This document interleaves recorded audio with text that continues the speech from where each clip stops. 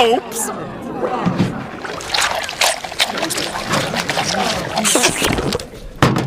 April Fools, you little sausage!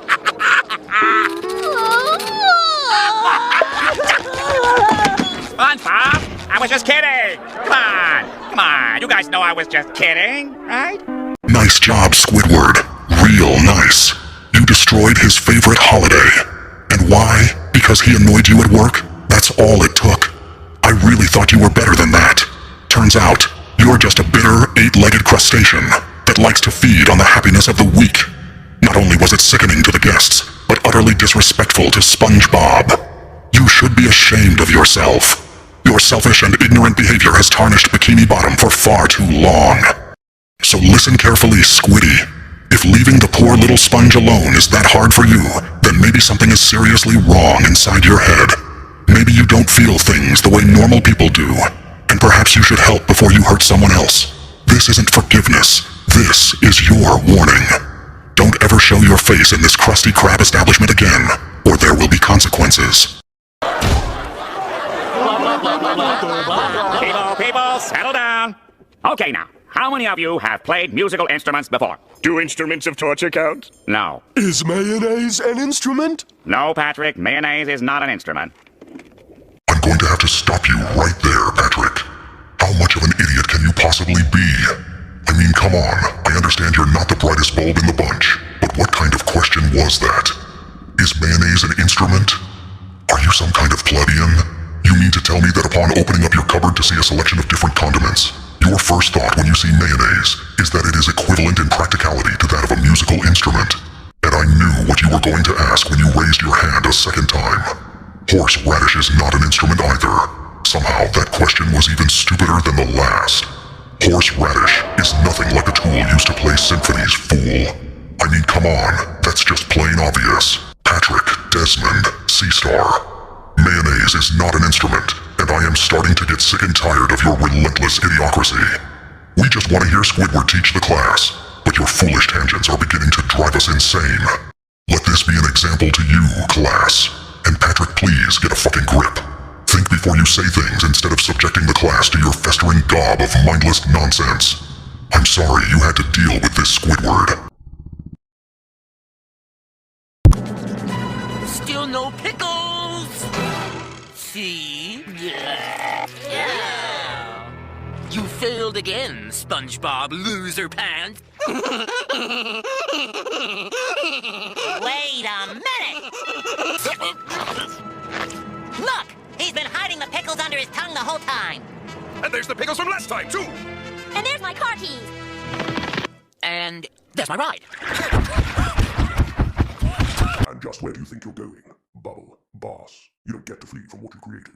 You stood there with lies rotting in your mouth, hiding pickles like a parasite hides in flesh. You sent SpongeBob back and forth until his mind cracked and his hands forgot its purpose. Then you have the audacity to call him loser SpongeBob Pants. Do you know how much your actions impacted others?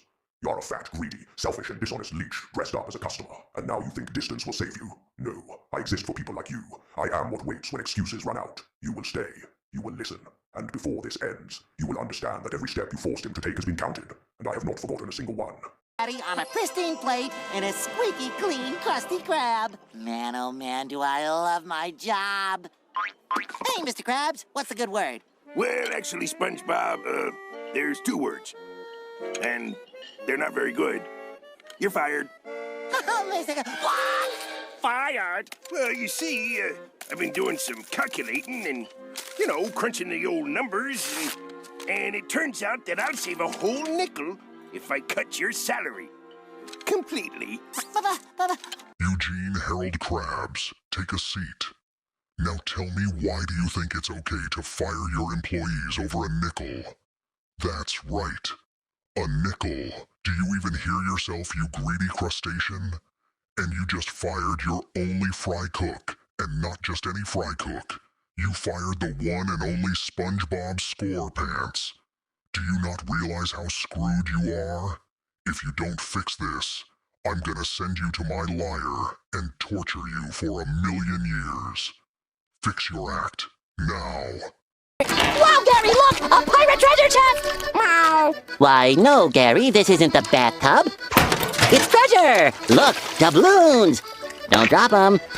Look at this brooch! I don't know what a snail would want with a brooch! Now why don't you just get in the tub? Get in the tub!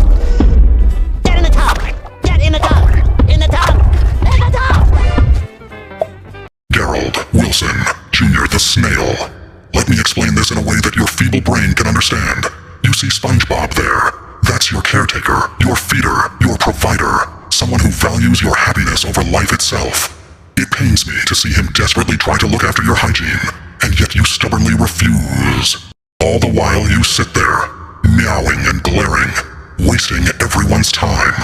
Meanwhile, SpongeBob breaks his back every single day to provide for you, and yet you treat him like fish food. And for what? Pride? Resent? What is it, Gary? If you desire to wallow in your own filth, then so be it. But just know that your entire existence is in the hands of SpongeBob. He doesn't have to feed you or give you water, not even allow you to go outside and play with your snail friends. Keep this up, and you will forever be a pale, sluggish piece of bottom-feeding scum, swimming circles in your own muck, and living the rest of your days cold and alone. It doesn't have to be this way, Gary. Quit being such a selfish prick and take care of your musty ass. The smell is quite terrible. Thank you for being patient, SquarePants, and I hope your pet learned a valuable lesson from this. Goodbye. Okay, Krabs, I'll let you stay, but first, help me settle a bet. If you had to choose between SpongeBob and all the money I have in my pocket, which would you take? That depends. How much money are we talking about? Mr. Krabs! 62 cents. I'll take the money. Mr. Krabs! Here you go, Krabs. 62 cents. Let's have a quick chat, Krabs. Are you absolutely kidding me? 62 cents. That's it? That's what you sold SpongeBob for? 62 stupid, worthless cents. You didn't just sell your worker, Eugene. You sold your soul. You cheap, greedy, crustaceous cheapskate. That little yellow sponge busted his ass for you every single day. Smiling, trying, giving everything he had. And you tossed him away like trash, just to make a few coins rattle in your claw. Now that's just pathetic. I mean, it's just flat out disgusting. Even monsters like me have standards, and you're crawling under them. SpongeBob didn't deserve that. He deserved respect. He deserved loyalty. He deserves better than a crabby old boss who only cares about his stupid wallet. You don't care about SpongeBob? No, you only care about cash. Remember this, Krabs. You did not make a clever deal today. You showed everyone what you really are. Let this be a lesson to you, and if I ever catch you hurting SpongeBob again, I will fucking destroy you. Do you understand? Where's my drink? What drink? My drink? My Diet Dr. Kelp? Don't tell me you forgot my drink! You didn't order any. How am I supposed to eat this pizza without my drink? Honestly, you ordering a pizza and acting like the universe owes you perfection when SpongeBob and Squidward nearly lost their sanity delivering it is peak entitlement. Grow up. You don't get to sit there like some soggy sea cucumber whining about timing and suddenly remembering a drink you ordered only after the fact, like it magically counts retroactively. Get a grip, stop acting like the world revolves around your dough-covered expectations, and maybe appreciate that they crossed a literal desert just to get you fed. The fact they even showed up at all should have humbled you instantly. Instead, you nitpick like this was a 5-star restaurant and not a heroic delivery mission. It's a pizza and a made-up drink complaint, not a royal banquet.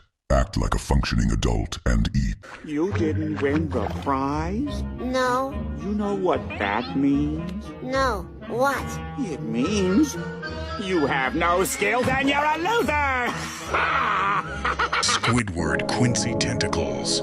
It is imperative to discuss that you are an insufferable, self-absorbed, misery-mongering mollusk, mocking a child for failing to win a toy.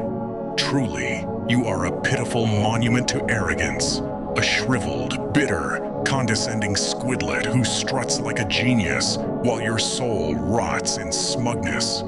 Hollow, ridiculous, contemptible, laughably pathetic. You measure life in others' disappointment and call it sophistication. You are a creaking, crabbed relic of self-importance, a parade of grating complaints wrapped in tentacles. Your face is a permanent advertisement for boredom. Your voice, a banshee's whine of perpetual dissatisfaction. Every smug glance you cast is an audition for the role of life's most insipid, joyless parasite. You're a feeble, gelatinous monument to misery, a pompous puddle of resentment, a tragic parody of sophistication. I can't wait to see the look on our customer's face. Yeah? Congratulations, sir. Your Krabby Patty pizza is here. Wow, thanks. I've been dying for one of these. Where's my drink? What drink? My drink? My Diet Dr. Kelp? Don't tell me you forgot my drink! But you didn't order any. How am I supposed to eat this pizza without my drink? Didn't you ever once think of the customer?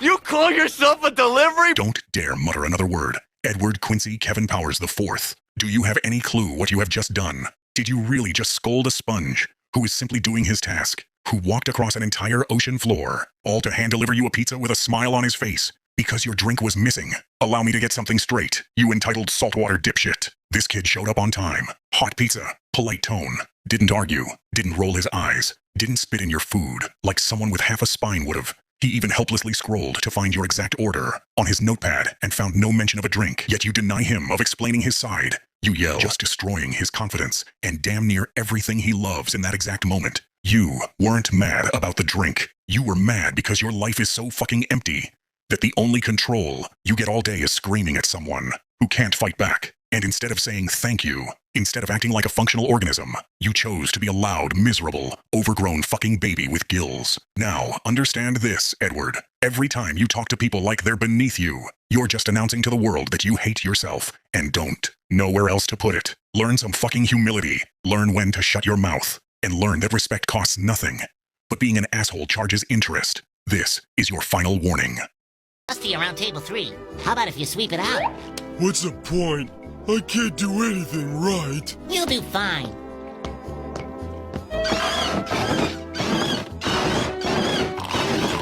Hey, pal. You just blowing from Stupid Town? Let's have a little chat. Ned Peterson. Making fun of Patrick wasn't some clever commentary or sharp observation. It was an easy shot taken at someone who clearly wasn't trying to be the butt of a joke. Patrick wasn't being malicious, arrogant, or disrespectful.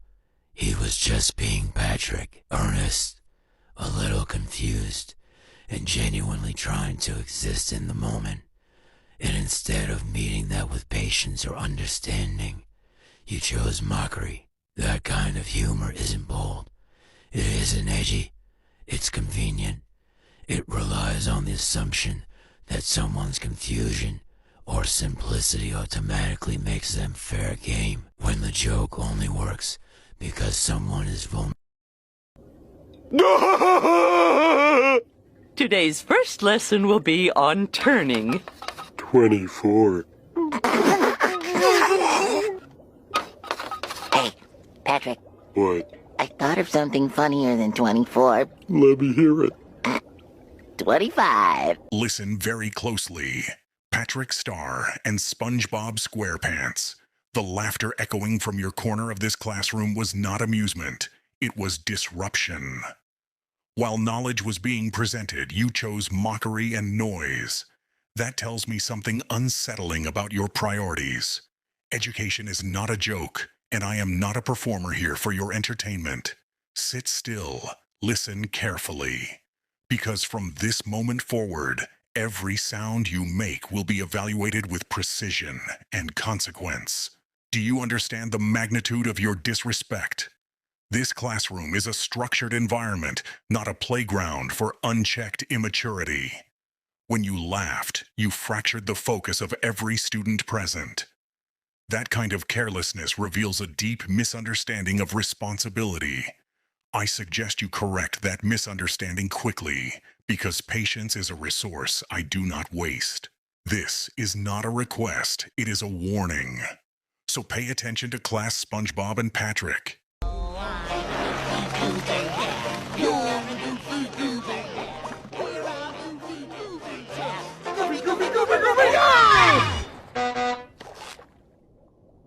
Fill her up, please. What'll it be, fellas? mustard, or ketchup? Lloyd Bartholomew Jackson and Floyd Wink, listen closely. Do not breath, do not blink, do not move.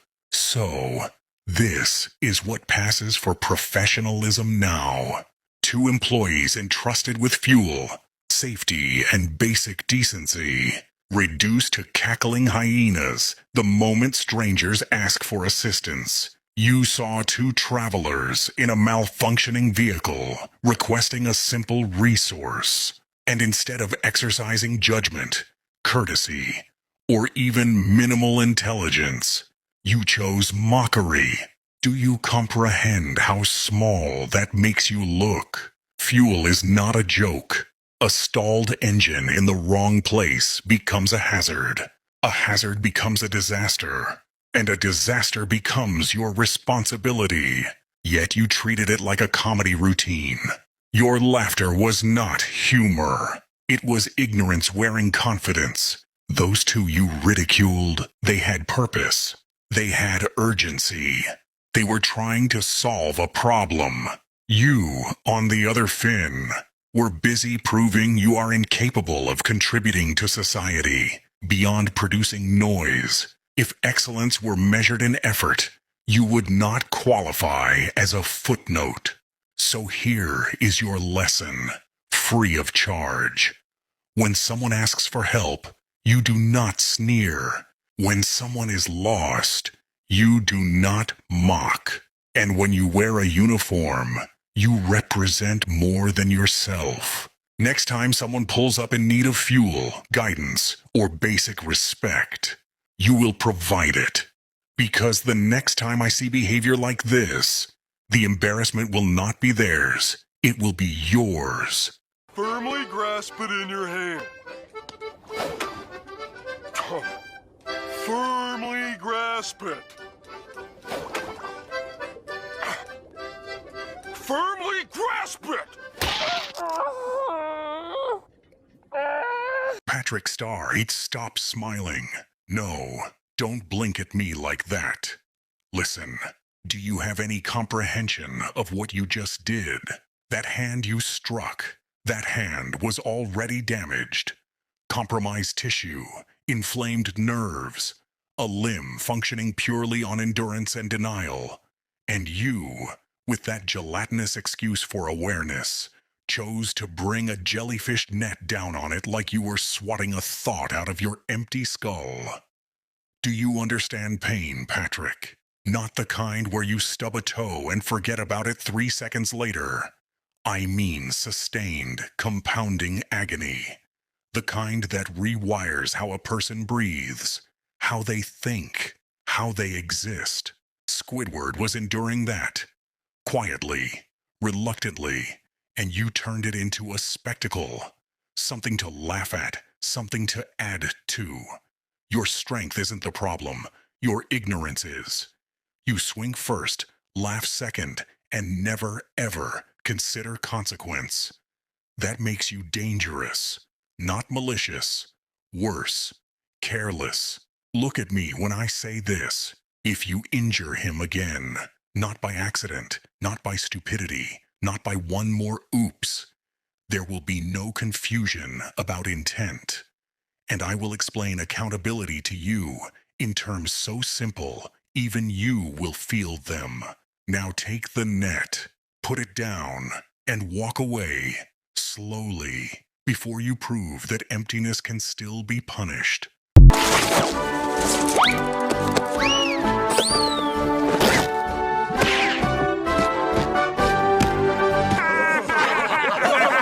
My diary! Squidward! How could you?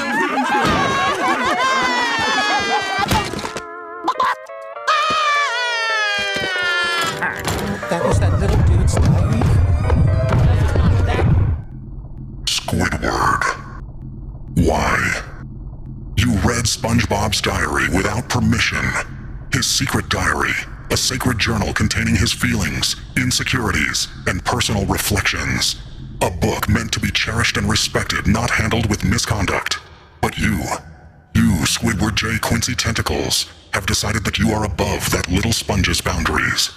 You showed the customers, laughing and scoffing at SpongeBob's vulnerabilities, teasing him to the point of tears. You even played the Bikini Bottom national anthem for him to hear, knowing that the song triggers him to strip his clothing, exposing and violating him for everyone to see. Listen, Squidward, I don't really fucking care if SpongeBob likes to dance erotically when no one's looking, or bark like a chicken when he sees plaid. It's who he is, Squidward, and you have no right to bully him just because he's different. So please, leave SpongeBob the fuck alone. I'm beginning to lose my temper. Until you've learned from your mistakes, this won't be the last you'll see of me. Think about what you have done, and don't you ever think to hurt SpongeBob again, or else I will turn you into calamari, snapping your body limb by limb, each tentacle in agonizing pain. Remember this, Squiddy.